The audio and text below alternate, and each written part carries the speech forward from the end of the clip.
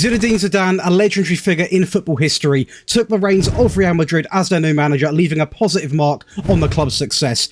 His tenure was defined by tactical brilliance, motivating players and developing a winner mentality. Zidane guided the team to numerous triumphs, including 3 consecutive UEFA Champions League titles, a Liga Championship and other domestic honours. And today we're going to be looking into this 4-3-3 which made him do all of this. If you do enjoy the tactics of this channel, be sure to leave a like, drop a little subscription and hit the notification bell. But let's get right into it. So let's break down this tactic then. So it is going to be a 4-3-3 as you can imagine, and there are going to be some changes which I want to discuss with you guys as we go through. There are going to be 3 variants as well, so if you guys are a big fan of that, you can check out the Patreon below. This is a great way to get access to all 3 of these files in one simple download. You get early access to the videos and also to the tactical releases. You get priority in the tactic and rebuild requests, also one-on-one tactic help and access to the exclusive giveaways. It also is a massive support to the channel. But let's go ahead then. So we are going to kick things off with a sweeper keeper on defend. Now, you can just go with default keeper. In my opinion, sort of Courtois. I am also basing this around the current, obviously, Real Madrid team as well.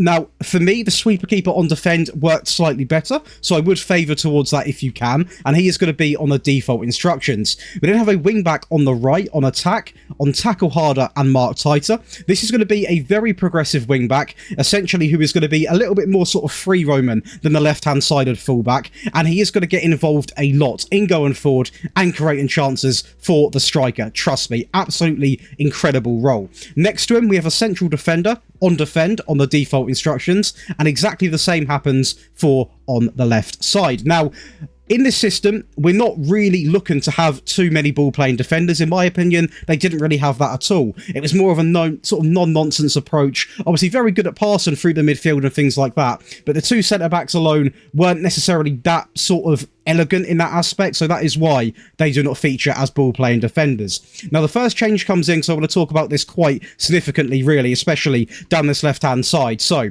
we are actually going to have a fullback who is going to be on support, and we are actually going to add tackle harder and mark tighter to him. Now, essentially, what this is going to do is very similar to the wing-back here on tackle harder and mark tighter, is they are, obviously, says what it does on the tin, they are going to mark very tight to the players, and it works really well. It's a very solid defensive unit, and also having that tackle harder, you might pick up the odd booking here and there, but the aggression it provides is really unmatched and something you need to try on this game. Now, what is really good about this left-hand side, we're going to talk about the left-hand side first, is that we do obviously have a supportive fullback, so there's not too much of an overcommitment on this left-hand side, because we've got the inside forward up here, obviously, who is on attack and is going to cut in, is going to have shots, and this fullback, although he is going to naturally sometimes go up, I've not told him to do that all the time, so we're not going to be overcommitting on both sides of the field, which obviously is something that you want to try and avoid.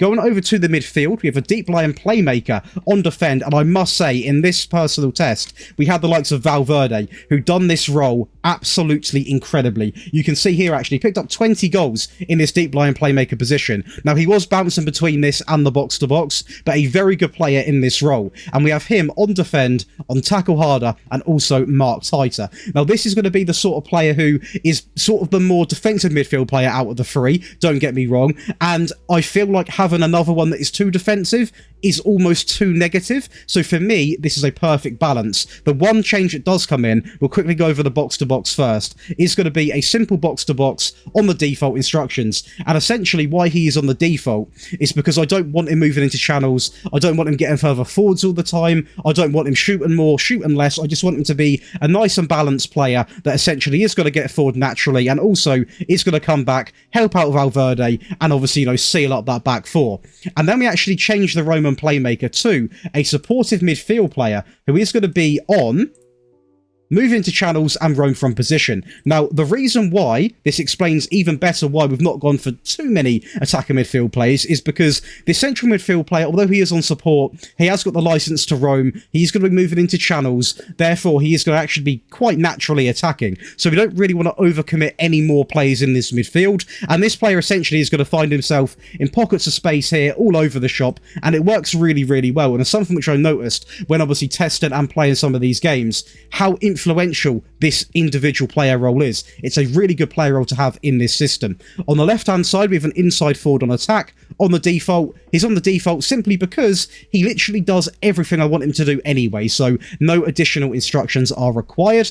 On the right-hand side, of course, it is going to be another inside forward on support on the default, but this is where it sort of alternates. So on the left-hand side, we have a bit more of an attack and inside forward, really far pushed up, and a less progressive fullback. On the right-hand side, we have a wing-back on attack who is going to be making very forward runs, getting up the field a lot, and that is why we have gone on a supportive role on the right-hand side, because then it's not overcommitting either side too much. And playing like this didn't sacrifice the amount of goals we got. I mean, we can look at some of the players right now. For example, we add Vinicius in here. Vinicius into the team. You can see here actually picked up 39 goals from the left flank, having a very, very, very impressive season. And on the right-hand side, if we look at the likes of Rodrigo, he actually picked up 53 goals across the entire season. Now, he did play a few games up front, so it might not be 100% accurate, but you can at least expect sort of 30 goals coming in from Rodrigo.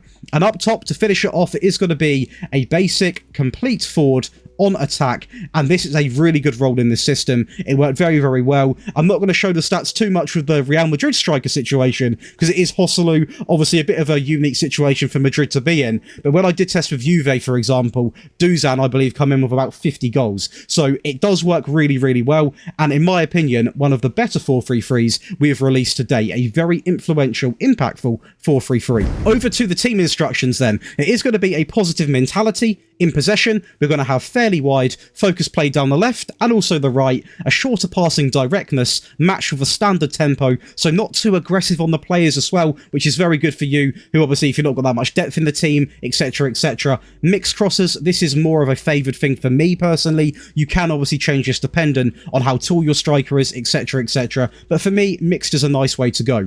Run at defence and also be more expressive, so as you can tell, quite an attack and 4-3-3 right from the get-go. In transition, we obviously are going to opt for the regroup. You can see here, basically the front three and these two midfielders are going to get back. They're going to help, they're going to compress that team and really try and, you know, become a defensive unit, because essentially that is what they were. And when we do have the ball, we are going to look to counter. You can see here the amount of players that are going to actually get forward. That must be scary for any team. You obviously got the front three, the two in midfield, both fullbacks really causing issues, and that is so hard to defend against. And we're also going to opt for taking short goal kicks. In terms of out of possession, we've actually gone with the high defensive line, the high press and line of engagement, more often on the trigger press, and also get stuck in. So it is going to have a few challenges getting thrown in. Yes, on this one, the trigger press is going to be set to more often, but trust me, considering the tempo isn't completely maxed out as well, this tactic is not actually that strenuous at all on your players, meaning you can get away with playing this tactic, playing the same team, sorry, for majority of the games. That is why a lot of these players did have a lot of appearances, because match with a very good training schedule, which we are going to have a video coming out on next week, you really don't get that many injuries. And of course, we are now going to go over to the attack and variant, and there are going to be some changes. Now, I did actually use this in this Champions League final game, and I decided to switch to this because we were getting dominated by Man City at the time, and to be honest, I thought going a bit more attacking might put some pressure on, and that's exactly what we done there. So I believe it was Ruben, or Laporte, should I say, who lost the ball, and it is going to be Rodrigo going through, who actually has a very good composure on this game, and in real life, to be fair. But switching to this attack and variant, even against an elite team like this, completely transformed the way we played and made Laporte into an absolute mess. These are going to be the team instructions for the attack and variant. Now, as I said, I did actually use these going into that, well, I say going in, around about the 30th minute I changed to attacking in that Champions League game, because we were getting absolutely thumped by Man City, and I feel like sometimes just a little tactical tweak, getting a little bit more aggressive, just so they're not as dominant going at us, it makes all the difference, and it really, really did. But it is going to be an attacker mentality, fairly wide, overlap left and overlap right, are going to be the only changes coming in. Yes, the fullbacks are going to be incredibly attacking, but it is going to get you results, and that's exactly what we are trying to do. In terms of the passing directness, it's going to be set to shorter, a slightly higher tempo, run at defence, and also be more expressive. So just a little bit more of a not really a maxed out tempo, a slightly higher tempo. We're still being expressive, but obviously the main addition is going to be these these overlapping fullbacks, causing lots of issues for the opposition. In transition, it's got to remain exactly the same, but we have added on distribute quickly because obviously we're in a rush to get the ball out, so that is exactly why that is going to be ticked on. Out of possession, we've got the higher defensive line, the high press and line of engagement, we've got a maxed out trigger press to much more often, and also get stuck in. So yes, it's a lot more demanded on your players, but if you are chasing a game, you need to make sure you're putting in some challenges, a higher tempo, win the ball back, and simply run at the opposition. Now, in terms of the player roles, we're only going to cover the ones which actually change, and that is going to be kicking things off in the midfield. The back line remains exactly the same, by the way, just to say, because I did try and have the fullback on attack as well, but having that also with the overlapping instruction basically made him 2 inside forwards alongside of this position here, so I wouldn't recommend changing that. But the first change is going to be the Mezzala on attack, and it is going to be on default instructions, and it is very similar in my opinion to the central midfielder, but he just gets a little bit more involved. Obviously he's a lot more attacking, and essentially he will play almost here, so it does sometimes look like it transitions into a 4-2-3-1. I've kept the deep line playmaker as a defensive duty because I feel like having him on support would be a little bit too progressive, a little bit, you know, all too out there. Now don't get me wrong, if you are literally desperate for a goal, you can have the fullback on attack, you can have this one on support. That comes down to you guys making them decisions, because obviously I can only sort of judge roughly what situations you're going to get into. If you are literally chasing the game with 2 minutes left, there are probably quite a few things you can add on to this. In terms of the right hand side, obviously the inside forward remains on attack, the inside forward on the left now goes to attack, and the big change, purely because this is more of an FM related change, not a Zidane like change, but because the advanced forward is the best role in the game in my opinion, we have added one in on simply moving to channels, because the advanced forward is the best goal scoring position in my opinion on this game, and that is the most chance you've got of getting a goal through that striker area. Now over to the defensive variant, it is going to still be quite a balanced approach really, to be honest with you, but we are going to opt for a positive mentality. Attacking width is going to be set to fairly wide. We're still playing out from the back, we're still focusing the play down the left and the right. We still want some of the DNA we obviously implemented into this system. A shorter passing directness, a standard tempo, so not too strenuous on the players. Again, time waster now going to be set to frequently alongside of play for set pieces. You might also notice very quickly that we have taken off the run at defence and be more expressive, simply because we're not as focused now at getting the goals. We are simply trying to hold on to the lead that we do have. In transition, we're going to have regroup, counter, and slow pace down, so it remains exactly the same as what pretty much all of them have been, but now we have actually gone for the slow pace down option. Now we still want to be counter attacking, because one thing you can get very wrong in this game is you can sit back and sit back and sit back, then eventually when you win the ball or possibly they lose possession, you offer nothing. You're not going forward, you're passing it side to side, and you literally can't escape your own half. So still having that counter on is a must in my opinion.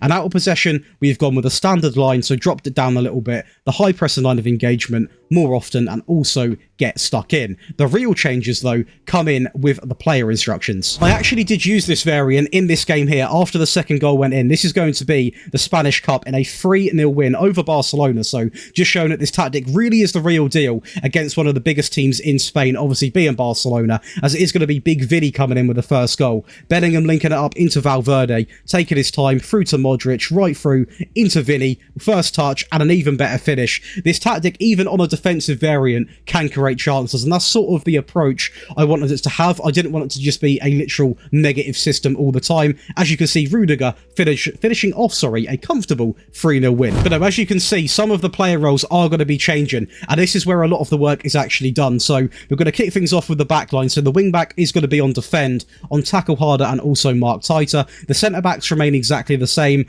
The fullback also goes on defend now, on tackle harder and mark tighter, and that's essentially because we have kept these two here on supportive roles. We've not restricted them, as in pulled them back all the way down. I can't even drag him. What's going on? We've not exactly pulled them back here, so the fullbacks now do need to take a much more sort of negative but defensive approach to the game, so we don't leave ourselves too vulnerable when we are looking to defend. In terms of the midfield, the deep line playmaker remains exactly the same. The box to box remains exactly the same. The central midfielder is the same position on support, but simply on the default instructions, as now we don't want him roaming, we don't want him moving into channels, we want him to be quite restricted to that area, helping out defend. The inside forward on the left is going to be on support, on the default, exactly the same for the right, and on this occasion we have gone with a complete forward on support this time, simply on the default. So a lot of players on support, and it is quite a balanced 4-3-3, but it has got enough in the locker to actually go forward and still score goals, which is obviously something that I was desperate to try and implement in this defensive variant. But in terms of the results, guys, it was actually really impressive. With Madrid, we won the quadruple, we won the Liga Santander, as you can see here,